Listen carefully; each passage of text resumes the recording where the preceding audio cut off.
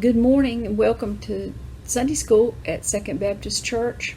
I'm glad you're joining me this morning. We're going to be looking again in the book of Proverbs. We're working our way through this book this quarter, and we find ourselves today in chapter 23. The title of our lesson is Staying Sober, and we think of sober. When we hear the word sober, we think of that being the opposite of being drunk. So we will touch on that topic, but also expand that to other things. In this section, from chapters 22 to 24, right through here, this is an area that our book says is called the 30 Wise Sayings of Solomon. And the reason it's called that is because in some previous chapters we might have had almost an entire chapter that dealt with one topic, such as adultery or wisdom, finding wisdom, and those kind of things. But in this section here, Solomon gives one after another of short bits of wisdom, we'll call it that. And I didn't count up the 30 as I was going through, but I think that would be a good exercise to sit down and try to see if you can identify in chapters 22 to 24 the 30 wise sayings of Solomon.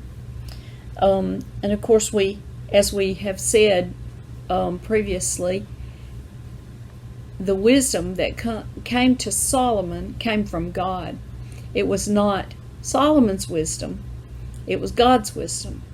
And we have to remember that the wisdom of God is God himself. And so to know wisdom would be to know God. We need to know God in order to know his wisdom. Our book also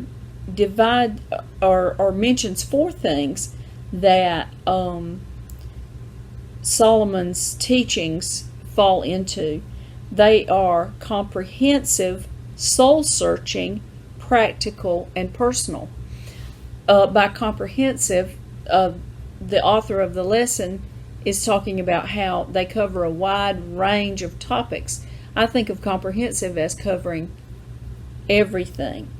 And I can't say that every situation in life is covered by the book of Proverbs. I think that would be overstepping. But they do cover a large amount of the situations in life that you might find yourself in, and they can apply to many areas of life. We'll just say it that way. They are soul-searching, meaning that you read these things, God's wisdom, and it should cause us to reflect and search our hearts and to say, is this an area that I need to work on more? We should search our soul as we read these things. They are practical. There's so many times, and some that we'll see even in this study today, that are very specific and guidelines that say, do this or don't do that. And so they're practical. You can make a practical application. And then they're personal, meaning that, as I just mentioned, they are personal for our relationship to God, and they are personal for our relationship to other people. And so they're personal for us. So let's go ahead and start. Now we're going to be in chapter 23 for our study, and we're going to start in verse 17. I'm going to read verses 17 and 18. Do not let your heart envy sinners, but live in the fear of the Lord always. Surely there is a future, and your hope will not be cut off. Now, we've talked before about envying someone who has something that you wish you had, whether it's popularity, fame, or money, or other things like that. And so this is, again, Solomon reminding us, do not let your heart envy sinners. To look at someone that you know has areas of their life where they do things that you don't agree with and you don't feel are right according to the Bible, but at the same time your heart wants to envy that person because of the wealth and riches that they have.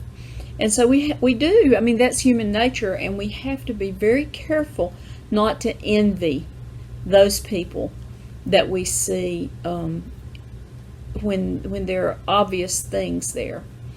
And then I like the second part of that because it says, if you fear the Lord always, which we have talked before about that kind of fear being a very healthy respect for the Lord and awe of the Lord, not a fear like we're scared of Him, but a fear like we don't want to displease Him. Then it says if you live in the fear of the Lord always, surely there is a future, and your hope will not be cut off. And in my Bible, another word that they substitute in for hope is latter end. And I liked that because what it really makes me think of is that even though you may be in a storm or a difficult time right now, and when you think of hope, you might say, oh, I hope I get through it. That's, but to think of it as a latter end, that means there is an end coming, but this is not it. There's more. There's more. And I was reminded this week, because we have heard of people dying and, from the virus and other deaths that have occurred for various reasons, that God has a expiration date for each one of us from before we are born. He knows how many days we will have. And so He knows that latter end. He knows when our end is coming, even though we ourselves don't know it. And it's good that we don't, but we can have hope in that. That can be a hope for us, knowing that God is in control, and we are going to trust that this current circumstance is not going to be the end of us, but there is more coming, and that's our hope. And we always want to be optimistic about that, because we don't know when our end will come. The church that we served in Valdosta many years ago, we had our anniversary this week, and we've been married 43 years. And when we had not been married too long, we served our very first church at First Baptist Quitman, Georgia, which was a summer youth director kind of a job. And then following that, our church in Valdosta, which is Northside Baptist, called Clint as their youth pastor or youth minister. I can't remember the exact title that they had, youth director or something like that. Anyway, that was our first real church that we served for a long time, maybe 5 years. And that church had a motto that I really liked, and it brought it back to mind when I was studying for this lesson. The motto was this: a changeless gospel in a changing world. And I think that's so applicable for us today, because it is a reminder that the gospel is unchanging. It is applicable to every era, every stage of life, and every part of society. It is applicable. but it is changeless. It is a firm foundation on which we can plant our lives. And then when the storm rages, we know that there is a thing there that's rock solid and doesn't move. And that's so important, because the world is changing even now, but always changing. Life is full of changes. Our book said the fear of God tethers us to ultimate reality and unchanging truth. And that idea of a tether is something like I think of it as like a steel cable that attaches and then attaches to another thing, and it tethers it firmly and permanently almost. And so if you get that vision in mind, then you can see that when the storm of life comes, there's that strong thing that's holding us. And it's very important for us to remember that, especially in these days, but all the time, because we always have storms in life. Some are bigger than others, but we always have them. Okay, let's go on to the next bit, and this is going to be chapter 23, verses 19 to 21. Listen, my son, and be wise, and direct your heart in the way. Do not be with heavy drinkers of wine, or with gluttonous eaters of meat, for the heavy drinker and the glutton will come to poverty, and drowsiness will clothe one with rags. So there are two things that are touched on right here, and that is the drunkard and the glutton. And I thought, I don't know, I think it's kind of funny that it says it this way, because truly, if you go to the grocery store and you start shopping for meat, you can become poor very quickly if you do that these days, because it is so expensive. But the two topics that are mentioned here, drunkenness and gluttony, I think can be summed up in one way, which is overindulgence. And I say this because you could be gluttonous, not just eater of meat. You could be a gluttonous shopper.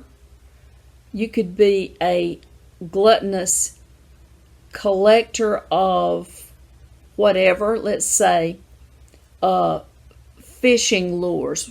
Not to pick on Rd.and. I don't know how many he has, and this is not you that I'm talking about. But let's say you went to an obsessive level and just continued to buy and buy and buy much more than you needed for shopping or for a leisure activity of any sort. Or you could be gluttonous in the way of, let's say, fantasy football, where you get so involved in it that you begin to put a lot of money into it, and it becomes a thing like that controls your life. You could be gluttonous in the way of being sure that you go to have your nails, your hair, your eyelashes, your toenails, your tan, your whatever. You could become gluttonous in that activity of self-improvement or makeovers. There's so many forms in society. And of course, drugs also is a part of this, in the sense that you may become gluttonous in the taking of over-medicating yourself. So we have to look at what is maybe the root behind some of those things. And I know that, in a small form, for myself, when I am stressed, I tend to overeat. Many people are that way. That is a thing that is very common. And so I have to be aware, and I have to think about what is really behind this. Am I tired? Do I need more rest? Is there a situation and I'm trying to make that situation better? And so I can't do anything about it, so the only thing I can do is just do something that seems fun and easy. And that would be like eating a donut, And so you can see how all of us, we have to watch it in this area of wanting something to go right and something to be easy. It's so easy to fall into that trap. And pretty soon you haven't just eaten one donut, you ate the whole box of Krispy Kremes. And then we won't even go into that because, that's just an option anytime. It doesn't matter if you're stressed or not. So I think, overindulgence is what we're going to call this area. And Solomon is warning us against it. It says that these people, the heavy drinker and the glutton, will come to poverty. You can see that you could lose all your money on any of these ventures that I just got done mentioning. And drowsiness will clothe one with rags. And so the same thing, that both the drinking, maybe the drugs, or overeating. You know how that makes you feel on Thanksgiving Day. You just want to take a nap. You don't want to do anything. And so if it were that way every day, if every day was Thanksgiving Day and we ate like that every day, imagine what we would be like. And, you do see people on social media who brag about these things, brag about their gluttony, I guess you might say. I almost think that they are trying to get friends and comrades who think it's great that they've done that in order to kind of wipe away some of the guilt for what they have been involved in. That's just my opinion. Now I've left the scriptures and I've gone to opinions. Okay, let's go on. Let's look at 29 to 32. This is another where Solomon goes on now further into the specific area of alcoholism, because it is a very serious problem for many people in our country and in families. We have seen families that were really messed up because of an alcoholic person within the family who made bad decisions or spent all the money in that way or was abusive and things like that. So let's start reading at verse 29, and I'm going to go right on down to verse 35. I'm just going to read the whole last section. Who has woe? Who has sorrow? Who has contentions? Who has complaining? Who has wounds without cause? Who has redness of eyes? Those who linger long over wine, those who go to taste mixed wine. Do not look on the wine when it is red, when it sparkles in the cup, when it goes down smoothly. At the last it bites like a serpent and stings like a viper. Your eyes will see strange things, and your mind will utter perverse things. And you will be like one who lies down in the middle of the sea, or like one who lies down on the top of a mast. They struck me, but I did not become ill. They beat me, but I did not know it. When shall I awake? I will seek another drink. And, you can see this. This is a portrait of someone that is just in a state of drunkenness. They've fallen and they've wounded themselves. They don't even know how. They may say perverse things, it says. Your eyes will see strange things.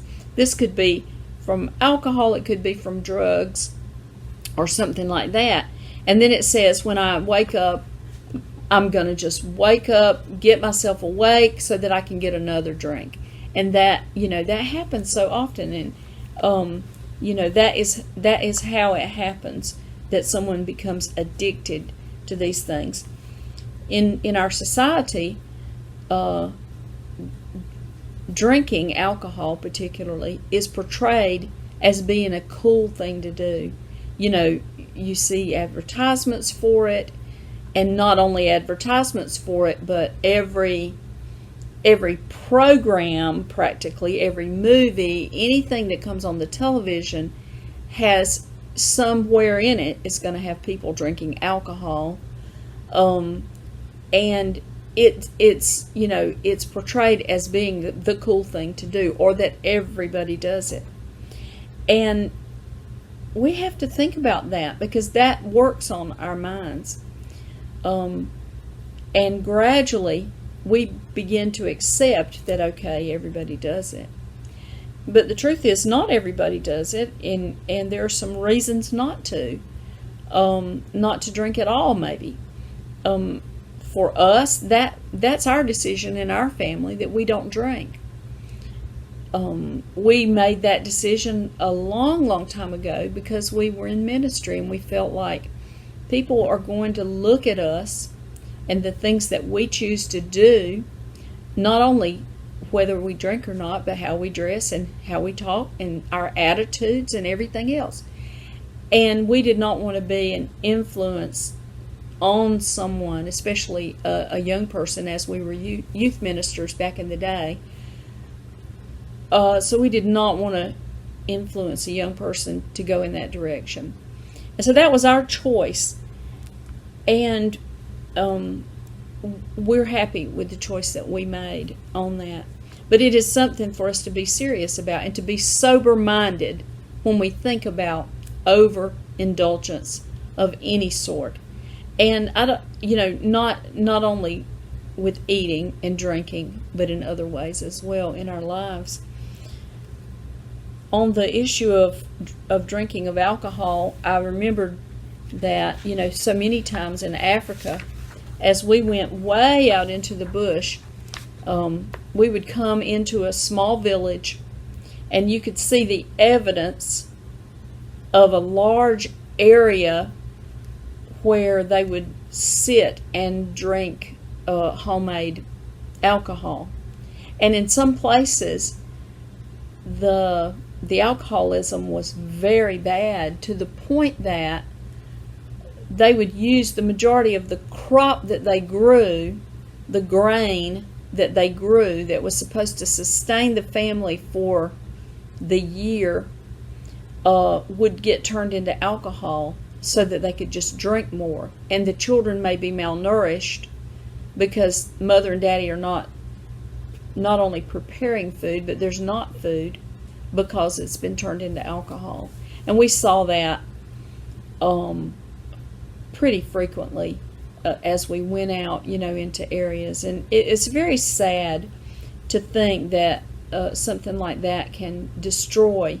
But isn't that what Satan tries to do? He tries in every way he can possibly come up with to destroy people's lives. And this is only one example of some of the things that he does. And he's, it goes back to the scripture where it says our struggle is not against flesh and blood, but against principalities. And I'll have to look that scripture up and read it next week. But I think if we can be sober-minded, then we can recognize the schemes of the devil and how he tries to destroy people's lives. And then we can encourage people to realize that in their own lives and not to get caught up in it. And we can try to help people through when we see that they've gotten caught in a trap like that, in a way that we as Christians can help them, not to condemn them, not to look down on them, but rather to see, is there a way that we can help to see them to the other side, to the latter end, to a better day, and that they may have the hope that we have in Jesus. Okay, I think we're going to stop for today. Thank you for joining me for Sunday School, and I'll see you again next week.